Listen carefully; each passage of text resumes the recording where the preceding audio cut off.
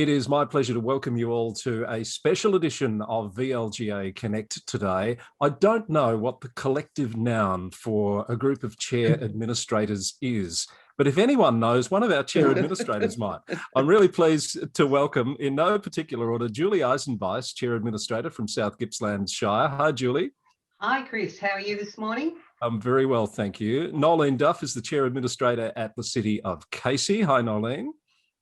Good morning. And Lydia Wilson, the chair administrator at the City of Whittlesea. Hi, Lydia. Good morning, Chris, and really great to be with you and with my colleagues. Thank you all for agreeing to be part of this conversation. To set the context, there was, because as Julie would know, with elected councillors returning to South Gippsland later this year, there's been some discussion in, I believe, Gippsland media channels about just what is the difference between administrators and councillors and what can we expect to change at the end of the year. So at the VLGA, it was thought that this would be a useful conversation to have to perhaps provide some clarity, because people do get a bit confused. And I wonder, Julie, as you are in that position of returning to elected council or elected councillors in South Gippsland soon, is that a conversation that you find people want to have with you to understand the difference? Yes, and we have been running and running to little groups that ask us to talk to them about what the difference will be and what it's like to be a councillor. It's really quite interesting to see how many people are now starting to be a bit interested in finding out more. We've run a leadership program as well to actually explain what the role of the councillor will be. But at the same time, it's quite difficult for people to understand what the administrators are there for. Yeah. As my colleagues would know, there's a lot less of us in the room. There's only 3 administrators. So you cannot act like a councillor. You cannot be at every event. It's humanly impossible for particularly the bigger cities.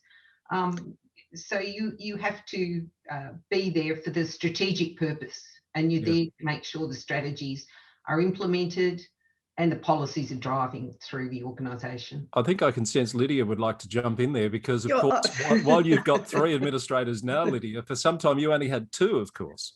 That's exactly right, Chris. But Noelene, Julie and I have often compared notes about what is often a miscomprehension about what the role of an administrator is.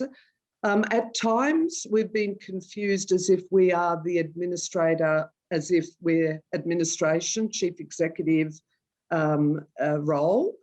And then there's other times that people really don't understand that we've got the full roles and responsibilities of mayor and councillors.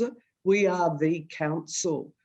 And I think it was Julie who mentioned at some point there was maybe a little bit less confusion when there was the title of commissioner compared to administrator. So from my perspective, there's definitely a bit of a misunderstanding of what the role of administrator really is, and certainly about the full roles and responsibilities of the council. Noelene, how have you found that distinction in the Casey community? It's certainly, I totally agree with Julie and Lydia's comments. It certainly has been a point of confusion, and I think it is an unfortunate title, which is the title in the legislation, and it does conjure up a number of alternative roles, not the one that we play. And I think most particularly people see it as administration, as in a financial sense as well. But even within the local government sector, within groups of mayors and councillors, there's confusion as to what the duties and roles are. And I know the 3 of us have had the experience where we've been asked the question as to, well, what are you doing at this meeting of mayors or of councillors? So certainly a lot of confusion, but I think Julie is in a very unique position because Julie has been a mayor and a councillor and now a chair of administrators. So Julie, have you reflected on that comparison? Because I think that's a really, really interesting one. It is, and yes, I think you're right, Noelene. You've got to step back from you take the role and all those the responsibilities of a mayor, but you're not a mayor as such. You're not you take those roles and responsibilities, but you're not in that public. You don't have that community connection that you would have if you were a mayor. You have an enormous community connection. You don't have that, and I think that's one thing. I guess it's something I miss because I had been a mayor before. But you're right. It's a very different role, but local government should be one big local government, and we should all be able to support ourselves and support each other in whatever ways we can. And it would be a shame if the administrators get put into a different box. They've got to be considered with the context of local government. I think that's something we've got to work on a bit. Have any of you felt, as a chair administrator as opposed to an elected councillor, have any of you felt less valued or less authentic in the way the community has responded to you? I don't think I have. I think that there is a recognition of the role of the council, and I think once you engage and explain to people what your role is and what your obligations are, I think it was probably more confusing. I think all of us were in the role for a period of time on our own at the outset of the appointment of administrators, and that was probably more confusing for people as well. But once you work through, explain to people the role, explain to them your duties and obligations, I think, you know, there is significant respect for the role that you play. And I think it is quite a significant strategic role that we have, particularly in the Casey context with the issues or the background issues as to why the council were dismissed. Chris, could I just also make a reflection on that? Because I totally agree with Noelene's comment that I think I've had nothing but huge respect overall,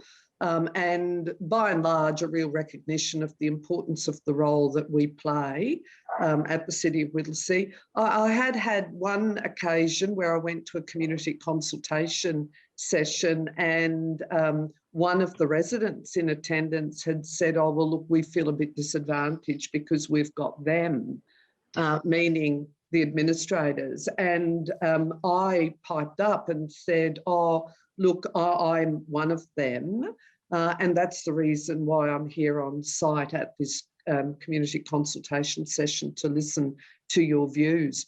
And I feel exactly as Noelene said, the more that we can explain the role that we play and the legitimacy, the more that people do respect that role.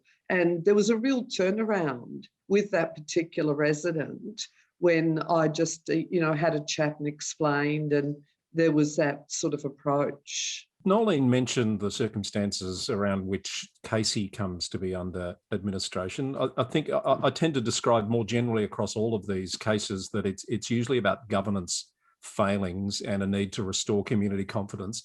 How have you found the community understanding the need for that to happen? Do they get that, you know, this issue of governance and it being at the highest standard is so important that these processes need to play out over a period of time? From my perspective at the City of Whittlesea, 100%. And I have certainly found out from a community perspective, business, members of parliament, but also our staff.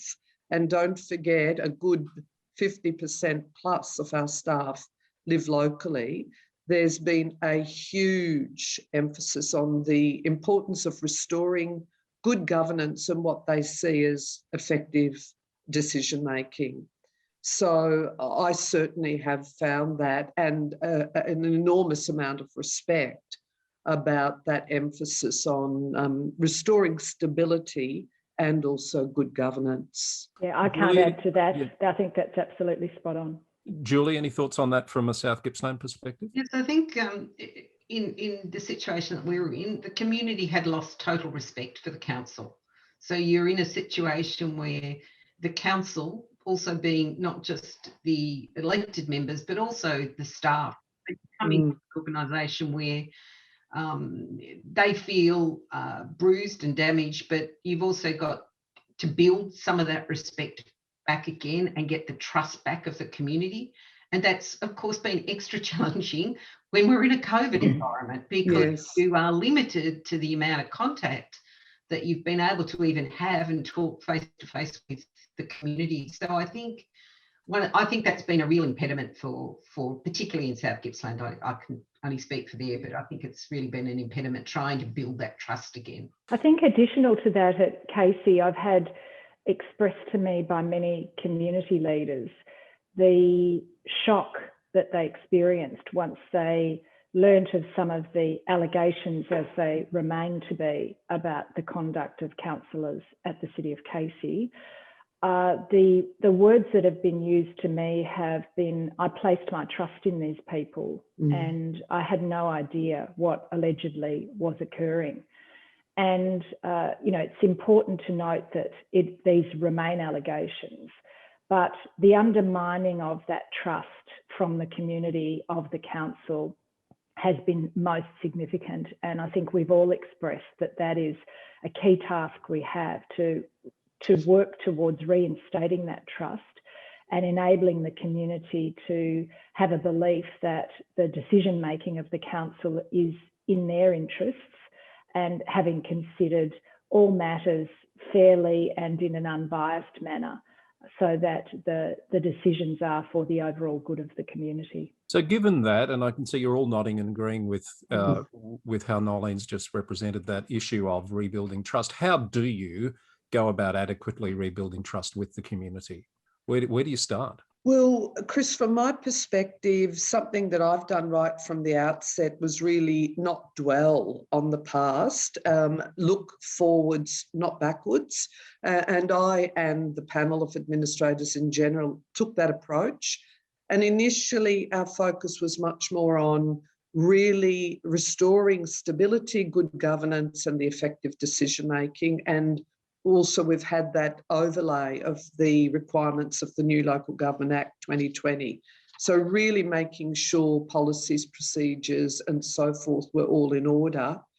We've, and I know my colleagues have also done similar, but we've gone out with a 6-month report on the activities of the administrators. So we've been very open and transparent about what we have undertaken, what we're doing. And then we've also more recently focused on the representational role as much as we can. And Julie mentioned COVID. That's certainly been a huge impediment in relation to civic events and getting out and about in the community. But now, again, whether it is through citizenship, civic events, community consultation with the council plan, council budget and so forth. And then finally, I would say that we've got a really clear roadmap or action plan. So we're in place till October 2024, as Noelene is as well. And we've got a really clear plan that we will be reporting on. And that's that issue for us is being really transparent in relation to the work of the administrators and our roadmap going forward. Julie, you're more advanced, of course, going to election this year. Where do you rate yourself on that path back to the rebuilding of trust in the community? I'm not as happy as I could be on this, but again, I don't want to reflect on COVID too much, but it has kept us out of the community. And we work across a shire that's very diverse. It's got 43 villages, or 40 odd little places and 4 towns. So to be out and about when we're not even allowed to move out of our homes, it's been very difficult to build that trust. So many things have had to be conducted online. So I'm not as happy as where I'd like to be, I've got to say. I think, there could be a lot more to be done in that area, and we just have great confidence that our new council coming in will be able to do that. Do you have a sense that people are ready to step up and put themselves up for leadership positions on their local council? Well, this is where I think local government's got to step up entirely to sort of make sure that people think that this is actually an absolute privilege to be a councillor. It's not somewhere where you can get up and bang your chest and make yourself look so popular. It's actually about the privilege of being able to contribute to your community.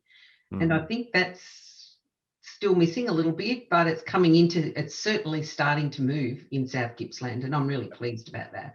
It'll be a very positive experience. That's good to hear. So, Noelene, I guess for you, you've got this added shadow, I guess, still hanging because the IBAC matter's not resolved, and you rightly have to keep saying there's still allegations.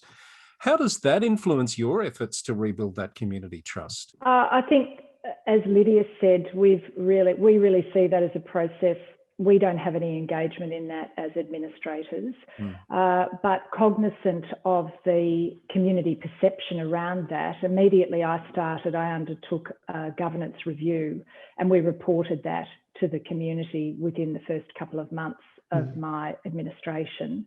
That was really quite important against some, well-regarded checklists that have been best practice examples within the local government sector. So I speak of the work that was done by an eminent group of people at the City of Greater Geelong when that council was dismissed, and that's a really good framework.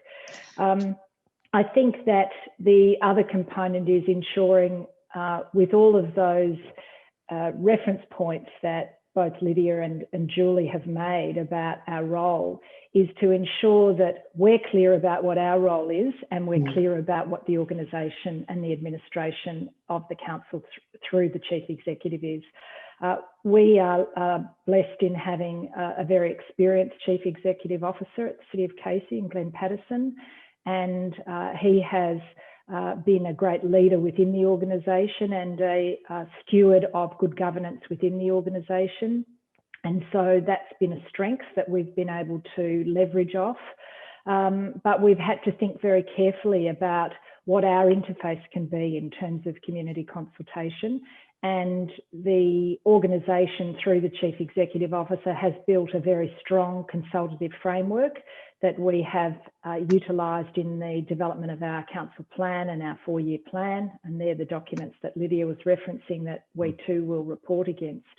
But we've also, on the piece that Julie spoke about community leadership, developed a community leadership program, which will be a rolling 4-year program to both build knowledge about the council and local government more broadly, but also to develop some new community leaders who may or may not regard the role of stepping up as a councillor as an opportunity they want to pursue in the future. Yeah. We talked earlier about Julie making that transition from a former mayor to an administrator, a chair administrator, and it is different in some ways.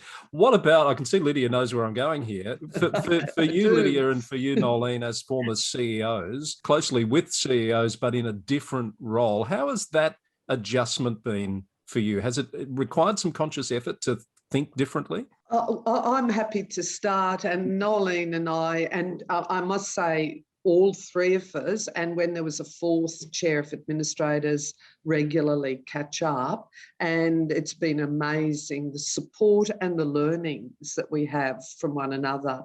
And really, I've learnt an enormous amount by working with the other chairs.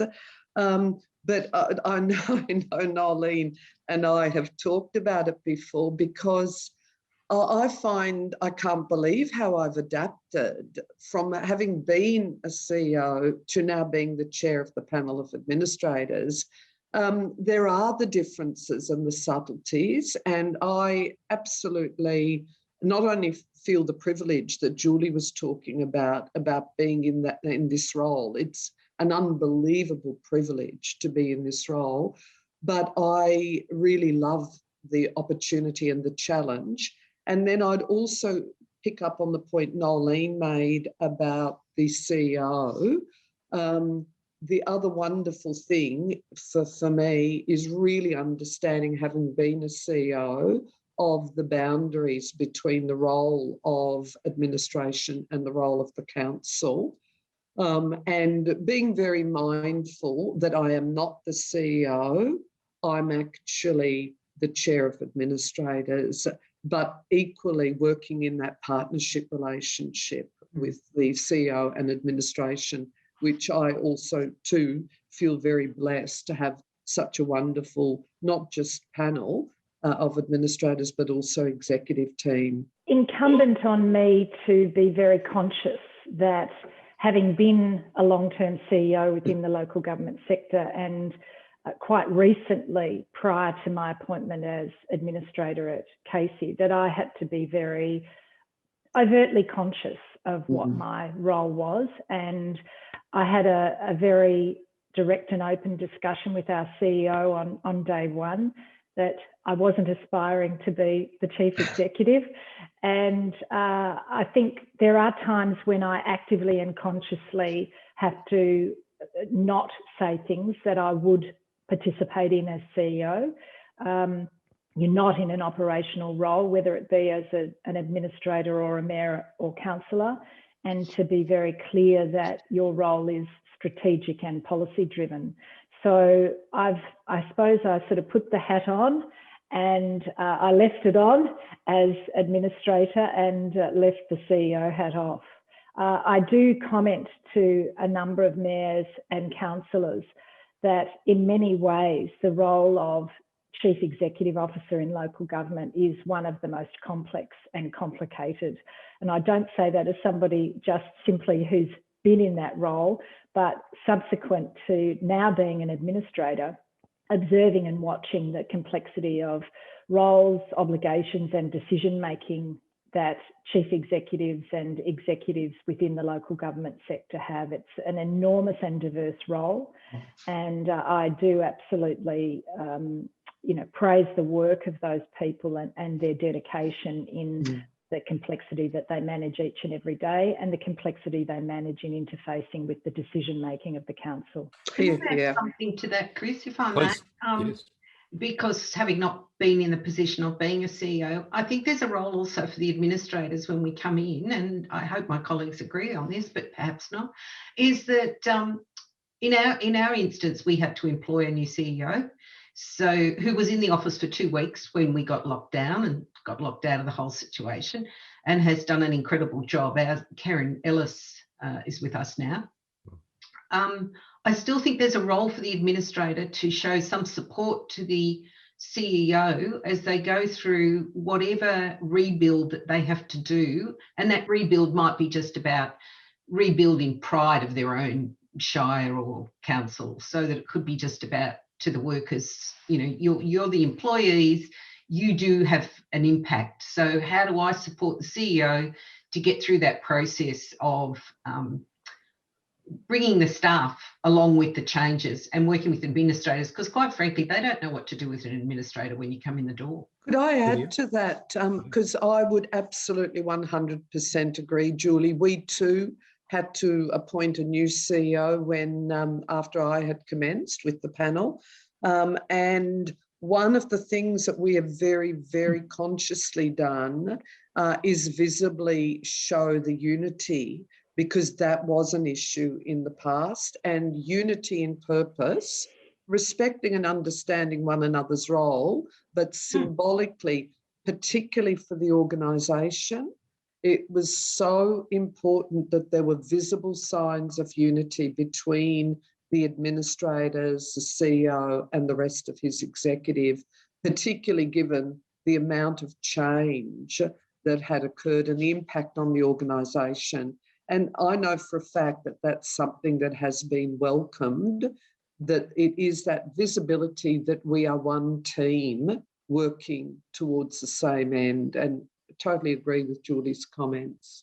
I think in a roundabout way, you've all answered what my next question was going to be, which was often in the work I do with councillors and CEOs, there's some tension around the role of the council in leading from the top, setting the right tone, at that strategic level, the cultural influence they have, as opposed to getting involved in the CEO's space. Do you think that's the same thing for administrators in terms of setting a cultural tone for the organisation? Well, we had to, when we arrived, we set new values. We did new values statement that included customer service and respect, and the values that we wanted to see within the organisation as well as within the community. So there was a lot of direction given by the administrators about how we wanted to see the organisation making some internal cultural change, for want of a better word. But it's not up to us to implement that change. It's up to the CEO to do that. But it's still part of that discussion that would be conducted with the CEO. And I'd definitely agree, Chris, about the importance of we, together with the CEO and administration, really set the tone. And with the review that we undertook of our code of conduct, very visibly, what are the values, the behaviours, what is the approach that we'll be taking, the interaction with council officers, all of that huge emphasis on respect and valuing their contribution. And even subtly with the change of our governance rules, symbolically in relation to particularly community engagement, it starts to really set the overarching framework of the way that we collectively operate. I think most certainly the opening issues were important.